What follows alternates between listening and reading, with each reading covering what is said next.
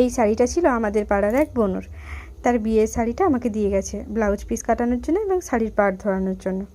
কিন্তু বিয়েটা বেশি দিনের জন্য দেরি নেই, এখন তো এমনিতেই পূজার সময়, সবাইয়েরই এখন ব্লাউজ পিসের তো চাপ আছেই, কিন্তু তার মধ্যেই তার বিয়ে যেহেতু আছে তাহলে তাড়াতাড়ি আগে তার ব্লাউজটা রেডি করে দিতে হবে।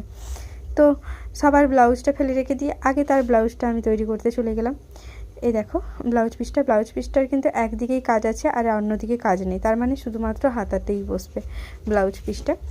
আর এই দেখো শাড়িটা একদম টুকটুকে রেড কালারের শাড়ি। তো শাড়িটার ব্লাউজ পিস কাটানোর পর কেমন হবে অবশ্যই তোমাদের সঙ্গে শেয়ার করব। আর এই দেখো ব্লাউজ পিসটা কাটানো হয়ে গেছে, ব্লাউজ পিসটা এখন খুলে দেখাবো তোমাদেরকে। আর এই দেখো ব্লাউজ পিসটা তোমাদেরকে খুলে দেখাচ্ছি, এটা হচ্ছে ব্লাউজ পিস।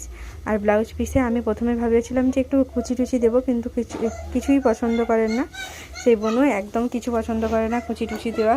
তো তাই জন্য আর কুচি দিলাম না, এমনি স্লিভ